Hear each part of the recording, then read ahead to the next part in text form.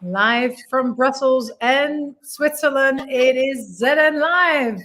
Welcome. I'm very happy to be here today with József Máté. He is the head of communications EMEA at Corteva AgriScience. He has a background of several communication roles at the heritage company of Corteva, which is DuPont Pioneer. He has had various public affairs roles. Before that, worked at an agency, Weber Shandwick, and started his career as a journalist at Hungary's largest public political daily. Welcome at the show, József. I'd like to start asking you, what do you think is the role of innovation as today's communication profession? Is it important to be a continuous innovator? Hey, Leora. Hi, everyone. Glad to be here. Thanks for having me here in this live stream. How I see it, it's absolutely, it's definitely, we need continuous innovation in our jobs. So if you just compare when I started my career right after quitting journalism around 2003, compared, what we have now, 20 years later, it's completely new world. So it's completely different, and we have to adopt, we have to adjust. And we have to use the new tools that are available, that are, serving our purposes, our objectives, and we can do our job better, easier, probably. And we definitely need innovation. And what role has COVID played in all of this? Has it made some acceleration? Yeah, so especially in my area, because I'm for 20 years, I'm in agriculture and food production, so I'm communicating around these topics. And we thought COVID will change everything. So it's just to consider in agriculture and food, what we have seen in Europe, basically with shops, with groceries, with empty shelves. We thought that, wow, this will be really the aha moment where really European citizens will really understand the importance why European farmers need to produce food, and why we cannot simply rely on international supply chains, because they are fragile, and anything can happen. So our farmers really need to produce. They need access to innovation to produce food, and we need to communicate about that. And we thought that, wow, this will be, people will understand that. And okay, there was a huge, we saw definitely an increase in level of understanding. And when farmers were moving, one of the most reliable group in the public opinion. But then after COVID, we went down again. So we are facing very similar issues, and kind of like this was something similar happened in communications as well. So we thought that with COVID, everything moving digital and online, and we thought that wow, now all meetings basically and travels and access to employee communications, media relations, when it comes to external communications, will totally change, and everything will be basically replaced by digital tools. And how I see it now is it's a mix. So there are certainly ways of communications and tools of communications that we definitely kept after COVID. So we are not giving up on many digital tools and channels. On the other way, I see it's a huge need now again to go back to these to personal interactions. So people really need to see each other, and really, if you ask me that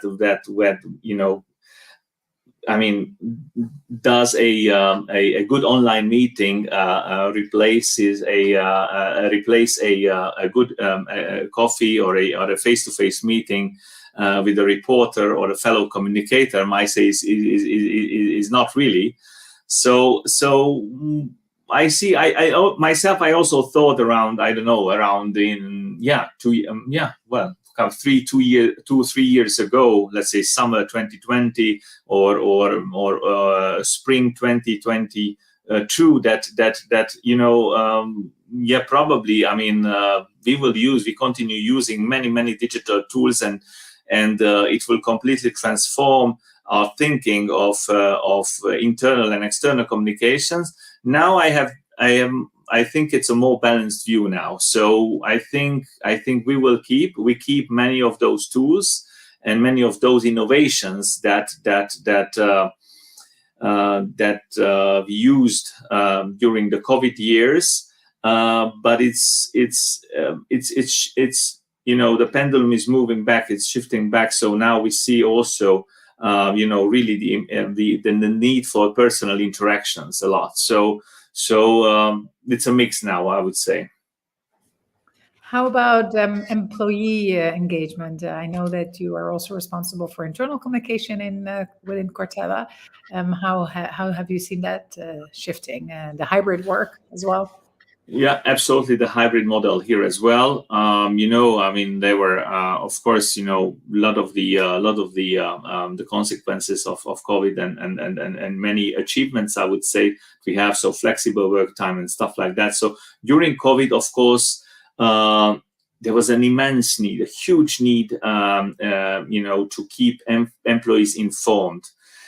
I would say to keep employees safe as well, but it's not just, the communicator's role, of course, but, I mean, keeping employees informed hugely, massively contributes to keeping them safe. And safety really is a top priority. And so there, really a completely new strategy was needed in terms of employee communications with visibility of executives, of visibility of people leaders, really regular and detailed information to employees, really to go through the complexity of what is country relevant information, or even a smaller team relevant information, what is regional relevance and what is global relevance.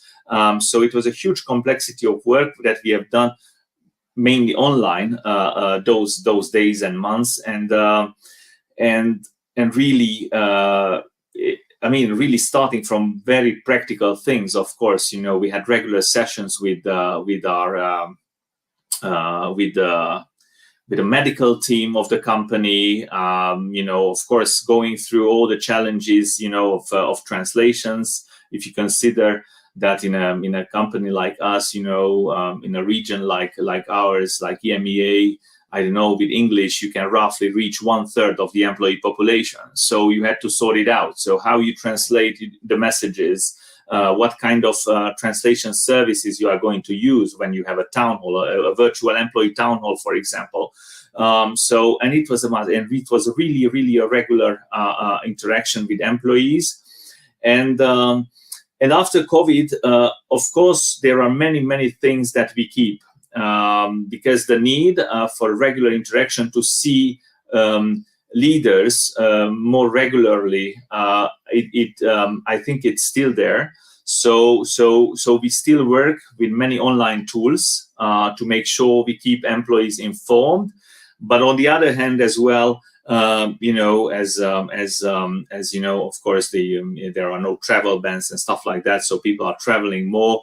It's really good to see that people are meeting frequently, and really, especially in agriculture, field visits, customer visits, when you see and then you have when you have field tours with the teams, with product development teams and stuff like that, you cannot really replace it with virtual. There were really nice virtual field tours, but when you go and be together, you are together with a team, and then you go together to the field. I think it's something irreplaceable with virtual tools for the moment. So really, you have to see and touch the plant, see the impact, so these kind of things. And so I see employees are really glad now with going back. But as I said, we keep several of these tools that we used during COVID. So as you said, exactly, it's a hybrid what we have nowadays. You also said you started out as a journalist. How has that changed? compared to the situation you see now? Of course, you were also in Hungary, which I suppose is different. Can you talk a little bit It was about completely different. So there was no social media. One big difference. So basically nowadays everybody is a journalist in a certain way, and that time, of course, it was completely different. So of course there were email, there was internet, there were emails. That was fine. But then still there were many, kind of like very traditional, conventional approaches at that time to journalism. So I remember, you had to dictate a lot of articles, for example. So you had typewriters and stuff like that, who were, typing in your article that you were at an event, and you had to call a number, and they were typing in your article and stuff like that. But somehow to me it seemed it was more stable, the whole media world. What I see nowadays, besides the impact of the social media and having everyone, expressing their view and opinion publicly, I see a lot of changes. I see more frequent changes. It's really difficult to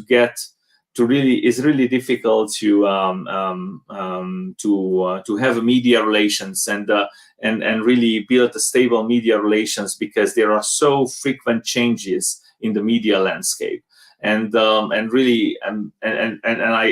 don't envy really reporters and journalists, because it's a very, very tough world and a lot of challenges for them nowadays. So that's a big change to me. So we had, on the other hand, I still see that that good journalism, it has a huge value. So really being an independent and really professional, good professional journalist, it really has a lot of value today as well. So especially in this world when you have so much information through social media coming in, I think it's really, people value a lot, independent and really good professional journalism. So, but these are the main changes I see now. So the stability, that time, the very frequent changes, and the versus nowadays, and then this thing that nowadays, basically through social media everyone can express its opinion quite publicly, and then really you need to be careful what to how to read it, and really several times a fact check is needed indeed. As you said, József, everyone's a communicator now. Everyone is a journalist now, quote unquote. And also with AI, it's much easier to create content. What does that mean for communication, for communicators as a profession? So let me start with an example. So we recently had with our communications team in the region here in the company, we had a brainstorming session. We had to figure out some names, some titles, headlines, bylines for a new initiative. And I said that, okay, let's see how we can use AI as well. The copywriting editing function of AI, and so I added a session in the brainstorming, and then there were good ideas, good thoughts, but at the end, the group voted the 3 best ideas that we shortlisted were all coming from team members, from colleagues, not from the AI. So that's just one example. So I see 3 big benefits. So first of all, we should not overestimate. I think the role of AI, the role that AI may play in professional communications. So first, I think it's really we have to consider it as a tool in the toolbox, as you previously said. So first of all, we are using AI for many years now in terms of optimizing media relations, you example. So there are different solutions there and different tools for that. So basically, you can really prioritize media relations. You can look for the tonality. You can really check very, very precisely on that specific topic that you want to figure out which media outlet is the most active, which reporter, and stuff like that. So I think it's there are tools that already existing for multiple years in terms of to facilitate media relations to a communicator.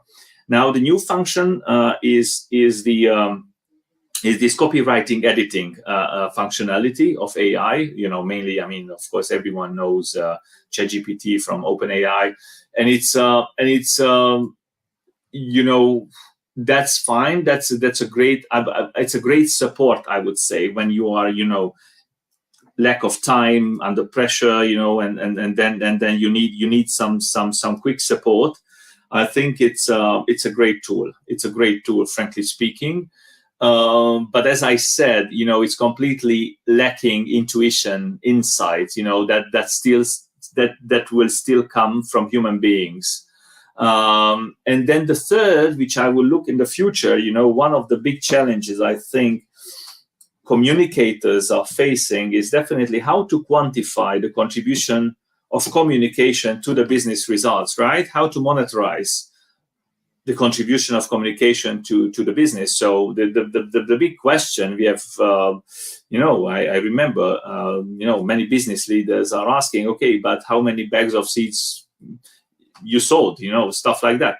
So and I think here AI can play a role.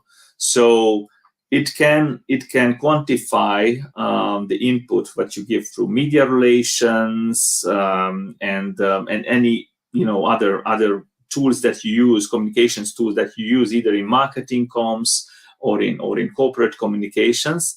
It can quantify, and maybe we will end up with something concrete, a figure that we can share with the finance managers and stuff like that. So that would be nice to see, and I think there are some efforts in that direction. I haven't seen a concrete tool yet in that, but I think that would be a great support, a great help to communicators. Great. Talking about help to communicators, do you have any advice for young communicators, people who are just starting in our field? What kind of tips would you give them? Yes. So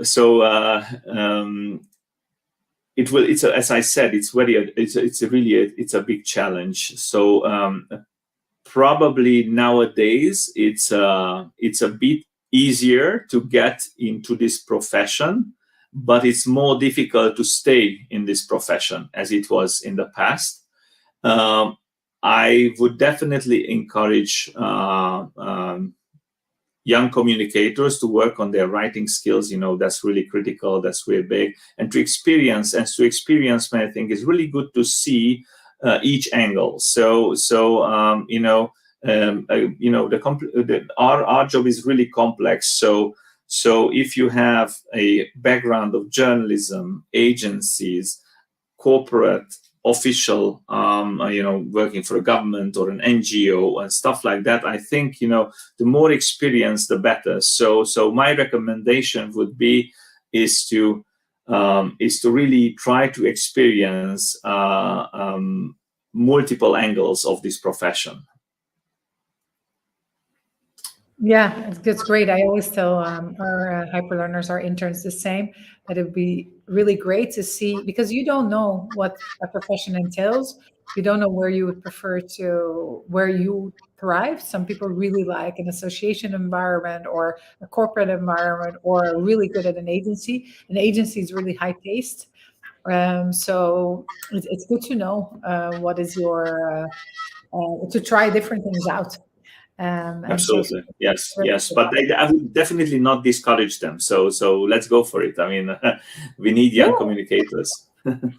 Yeah, definitely. The communication profession as a whole is great, and then try out different environments to see what you thrive. Then again, if you're an intern, the profession is also different than doing the actual job, because sometimes as an intern you get very different than doing the actual profession. Great. I think it's time for the recommendations.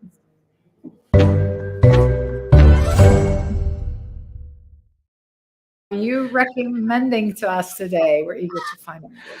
So for recommendation, what I would think is, I like books, I like reading, and actually, it's actually is a sad occasion that I'm bringing one of my favorite writers here, but that I think one of the best and greatest novelists of our time was Cormac McCarthy. He just passed away last week, and at the age of 89. And really, I'm a big fan of his books. So it's amazing. So if you really like, and it's not Arthur McCarthy, it's Cormac McCarthy. So so in the screen. So really, if you like out of the box thinking, and really a completely different view of the world and of the future and of humanity, I think I really recommend read his books, especially the Border trilogy. So really, all the Pretty Horses, the Crossing, and the Cities of the Plain. Of course, the most known books of McCarthy are the big hits in the film adoption of the big hits like the No Country for Old Men and The Road, because those they've been a huge success in the cinemas.